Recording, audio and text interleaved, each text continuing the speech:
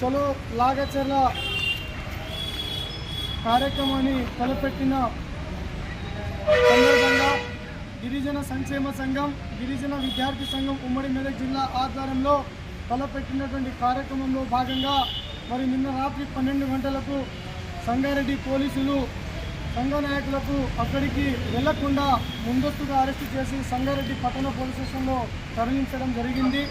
మరి ప్రజాస్వామ్యంలో అరెస్టులతో ఉద్యమాలను ఆపలేరు, అరెస్టులతో గిరిజనులకు న్యాయం చేయలేరు. ప్రజాస్వామ్యంలో మరి ఏదైతే లగాచర్ల రైతులకు సంబంధించినటువంటి 5 గిరిజన తాండాలకు సంబంధించినటువంటి ఈరోజు వాళ్ళను అరెస్టు చేసి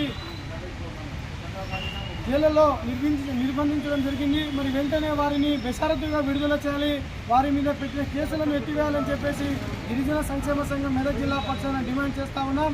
అదేవిధంగా చలో లాగచర్ల కార్యక్రమంలో భాగంగా ఉమ్మడి మెదక్ జిల్లా నుండి తరలి వెళ్తున్నటువంటి గిరిజన సంఘాల నాయకులను ఎక్కడికక్కడ అరెస్టులు చేసి పోలీస్ స్టేషన్లో నిర్బంధించడం జరిగింది. మరి వారిని కూడా వెంటనే విడుదల చేసి అక్కడి రైతులకు న్యాయం చేయాలని చెప్పేసి సందర్భంగా తెలియజేస్తా ఉన్నాము.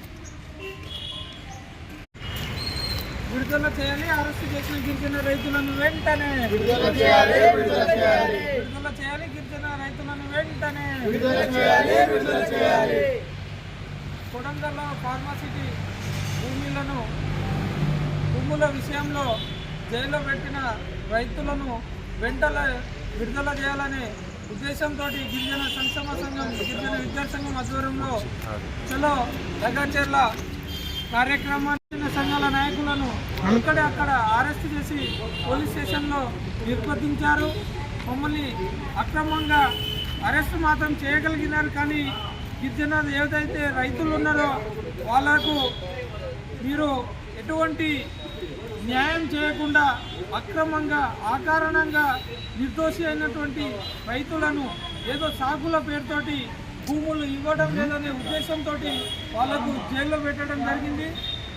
జైల్లో పెట్టిన రైతులను వెంటనే విడుదల చేయాలని మేము గిరిజన విద్యార్థి సంఘం పక్షాన డిమాండ్ చేస్తూ ఉన్నాము. అలాగే ఎక్కడికక్కడ అర్ధరాత్రి చూడకుండా అరెస్టు చేసినటువంటి గిరిజన సంఘాల నాయకులను వెంటనే విడుదల చేయాలని మేము కోరుతా ఉన్నాం. విడుదల లాగచర్ల రైతులను వెంటనే విడుదల చేయాలి, లాగచర్ల గిరిజన రైతులను వెంటనే గిరిజన రైతులకు వెంటనే ఫార్మసీ కంపెనీలు వెంటనే నిలిపివేయాలి, ఫార్మసీ కంపెనీలను వెంటనే లాగచర్ల గిరిజన రైతులకు వెంటనే విడుదల చేయాలి, గిరిజన రైతులను వెంటనే